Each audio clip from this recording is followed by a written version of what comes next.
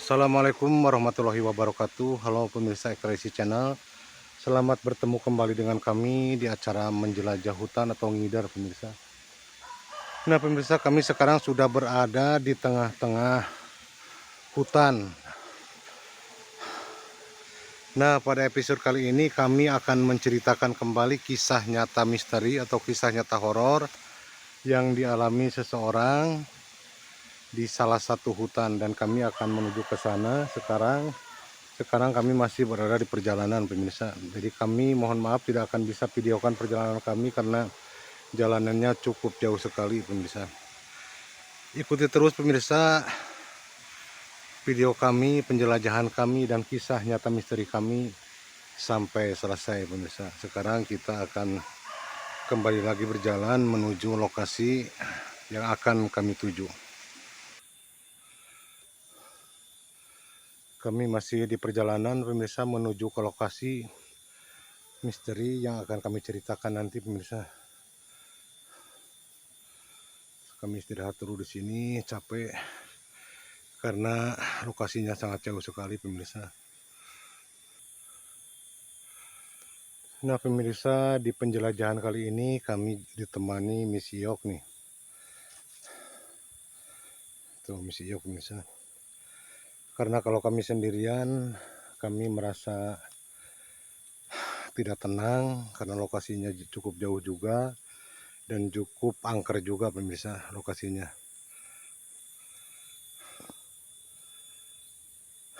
Ini yang kedua kalinya kami beristirahat pemirsa, karena sangat capek sekali dan Yok pun sangat kecapean pemirsa. Ini kami sudah memasuki kawasan hutan, namun belum sampai ke lokasi yang akan kami ceritakan pemirsa.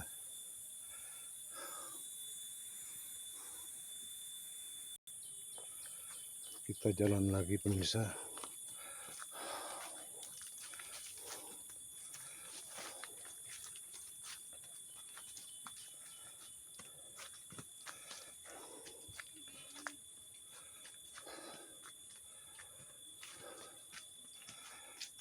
Siang juga di area sini sangat sepi sekali pemirsa lokasi ini.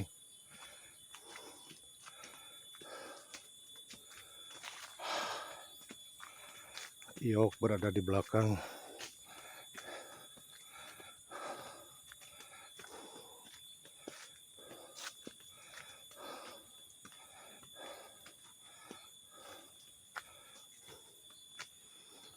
Sebentar lagi kita nyampe ke lokasi pemirsa.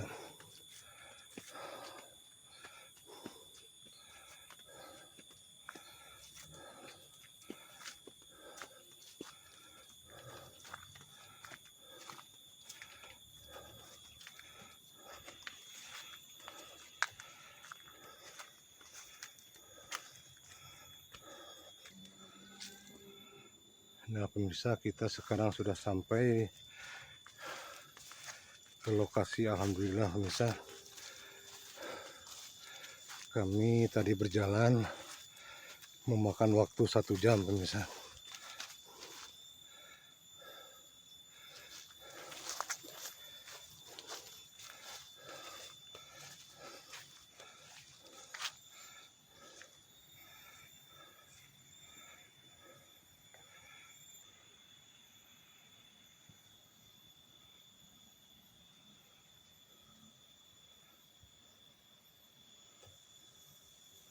Ini lokasi angker pemirsa di hutan sebelah sini.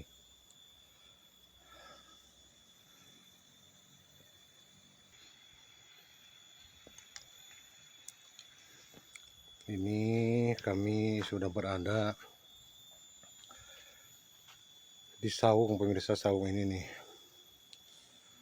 Dan saung ini yang menjadi saksi dalam cerita kami yang akan kami ceritakan pemirsa. Ini Yok sedang beristirahat juga.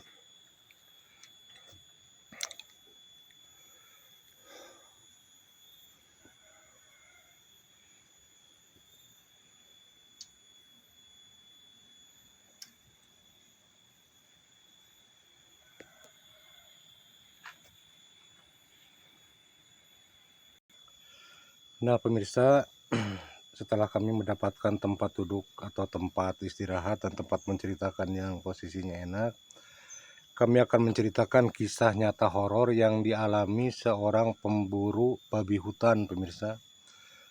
Pemburu babi hutan itu namanya Kang Nasar. Ya, Kang Nasar, orang Tasik. Namun sudah kebiasaan dia memburu babi ke daerah atau ke hutan yang dekat dari kami atau ke daerah gunung kami, pemirsa. Nah, beliau berangkat dari Tasikmalaya itu sekitar 5 orang, pemirsa, dengan teman-temannya. Namun kami tidak tahu teman-temannya itu nama-namanya, pemirsa. Yang kami tahu hanya Kang Nasar karena yang mengalami kisah nyata ini.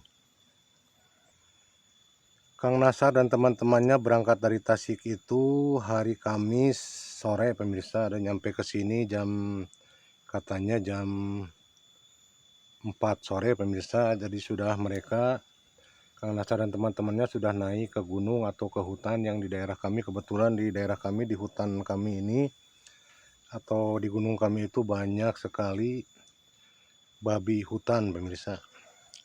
Nah, jadi mereka berangkat jam 4 sore dan nyampe di gunung atau di hutan itu sekitar jam setengah 7 malam, pemirsa. Karena memang kalau pemburuan babi itu biasanya dilakukan malam hari, pemirsa, karena mungkin kalau siang hari babi itu bersembunyi, pemirsa, di sarangnya. Kalau malam hari babi-babi tersebut akan keluar dari sarangnya mencari makanan, pemirsa. Jadi pemburuan babi itu biasa dilakukan pada malam hari. Singkat cerita, pemirsa, pemburuan babi itu mereka mendapatkan 1 ekor babi dari perangkap yang biasa mereka pasang di gunung atau di tempat pemburuan babi. Mereka pasang perangkap, jadi ada yang masuk ke perangkapnya. Dan setelah masuk ke perangkapnya sekitar pukul 10 malam beliau atau mereka turun dari hutan untuk pulang dan Kang Nasar pun mengikutinya. Karena memang Kang Nasar itu, mohon maaf, kakinya tidak terlalu tidak terlalu normal, pemirsa, kakinya. Jadi beliau itu kalau jalan pasti selalu berada di urutan paling belakang, pemirsa. Namun Kang Nasar pun menyarankan untuk tidak mengkhawatirkan kepada teman-temannya kalau Kang Nasar berada di urutan belakang, karena memang sudah biasa Kang Nasar kalau berburu itu pasti selalu berjalan di urutan belakang, pemirsa. Namun tetap aman-aman saja, pemirsa. Nah, pada malam itu atau hari itu saat berburu malam itu sekitar malam Jumat, pemirsa, Kang Nasar itu ketinggalan kali ini cukup jauh, pemirsa. Teman-teman yang lain sudah ke depan, sudah menggotong babi hasil buruannya, dan Kang Nasar berada di belakang cukup jauh sekali, pemirsa. Karena ketinggalan lumayan jauh, Kang Nasar tiba-tiba entah kenapa, entah apa yang ada di pikirannya, Kang Nasar berjalan tidak searah dengan jalan yang dipakai teman-temannya, pemirsa. Jadi Kang Nasar itu memakai jalan yang lain, pemirsa. Kang Nasar sendiri tidak sadar, pemirsa, kalau dirinya salah jalan atau berbeda arah, pemirsa. Jadi terus saja Kang Nasar berjalan. Dan tiba-tiba Kang Nasar setelah jauh berjalan, Kang Nasar memasuki pasar malam, pemirsa.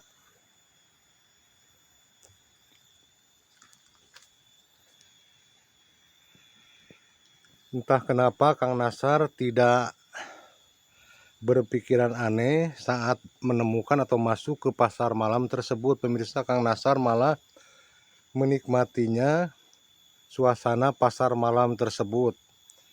Kang Nasar tidak sadar, mungkin Kang Nasar sudah terbawa ke alam lain atau mungkin terhipnotis. Kang Nasar santai-santai saja dan tidak mengingat teman-teman yang lain, dan Kang Nasar tidak mengingat kalau beliau itu habis berburu babi hutan, pemirsa. Jadi beliau di pasar malam itu sempat beli martabak, beliau makan karena memang beliau lapar, terus sempat beli kopi hitam, dan beliau minum. Nah, tidak lama dari situ Kang Nasar bertemu seorang perempuan, pemirsa. Perempuan yang katanya sangat cantik sekali, padahal Kang Nasar sendiri sudah punya istri, sudah punya anak 2. Namun beliau entah kenapa tidak sadar, tidak ingat kalau dirinya itu sudah punya istri atau sudah punya anak. Beliau berkenalan dengan perempuan yang bernama Nyai, katanya pemirsa, mengaku namanya Nyai. Beliau berkenalan dan tidak lama dari situ si perempuan tersebut mengajak Kang Nasar ke rumah Nyai. Kang Nasar pun mengikutinya atau menuruti kemauan perempuan yang bernama Nyai itu, dan Kang Nasar pun nyampai ke rumah Nyai tersebut, pemirsa. Seperti dunia nyata di rumah tersebut, Kang Nasar dikenalkan kepada orang tuanya Nyai, kepada bapaknya dan juga ibunya.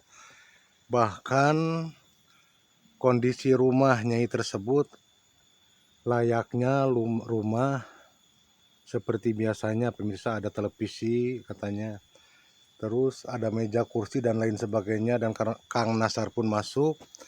Setelah berkenalan dengan orang tuanya pun tidak terlihat lagi karena keluar dengan ibunya, juga adik-adiknya. Tinggal Kang Nasar berdua di dalam rumah tersebut. Nah, pemirsa, entah hal apa yang membuat Kang Nasar lupa segala-galanya, yang membuat Kang Nasar tidak sadar bahwa dirinya sedang tidak baik-baik saja. Dan Kang Nasar, entah apa yang terjadi, entah rayuan apa, Kang Nasar pun melakukan hal yang tidak diinginkan, yaitu melakukan hubungan suami istri, pemirsa. Ya, mungkin Kang Nasar sangat tergoda dengan kecantikannya, kecantikan perempuan itu. Jadi Kang Nasar pun menuruti ataupun melakukan hal yang seperti itu. Setelah melakukan hal terlarang tersebut, pemirsa, Kang Nasar tiba-tiba ngantuk berat.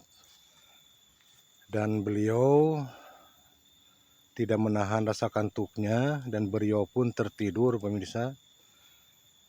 Beliau tertidur dan beliau terbangun saat mendengar suara azan subuh, pemirsa. Dan beliau baru sadar kalau beliau itu tidur bukan di rumah yang layaknya rumah manusia, namun beliau tidur saat bangun. Tuh, pemirsa, beliau tidur di saung ini, pemirsa.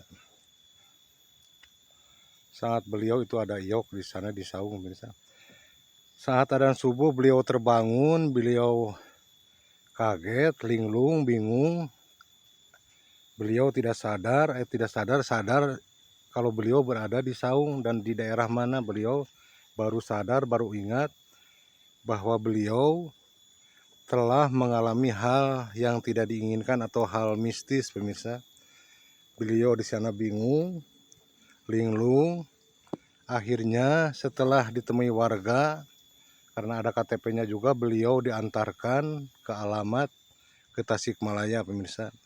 Karena beliau linglung, bingung, ditanya pun beliau tidak nyambung. Karena untungnya ada KTP, jadi beliau diantarkan warga sini ke rumahnya, ke alamatnya, pemirsa. Dan beliau sempat sakit selama 3 bulan katanya beliau. Dan yang lebih parahnya, pemirsa, mohon maaf, itunya atau anunya katanya mengalami pembengkakan selama 1 bulan. Dan alhamdulillah, pemirsa, beliau bisa sembuh kembali, sehat kembali seperti sedia kala, beraktivitas kembali. Namun beliau sudah tidak melakukan lagi atau tidak pernah ikut lagi yang namanya berburu babi hutan, pemirsa. Beliau sudah kapok, trauma, ataupun sudah tidak menjalankan lagi atau mengikuti lagi yang namanya berburu apapun, pemirsa. Dan alhamdulillah beliau sekarang sehat seperti sedia kala. Dan beliau sangat senang sekali menceritakan kisah yang dialaminya ini kepada kami.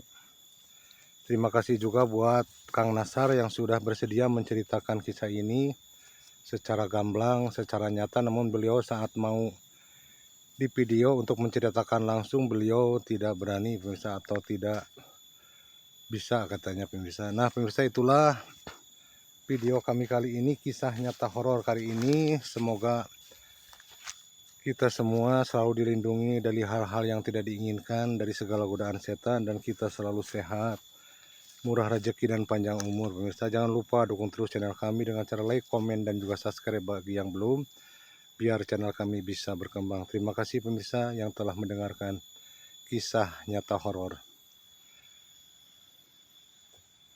Insya Allah kami akan mencari lagi sumber-sumber kisah nyata dari para warga atau siapapun, pemirsa.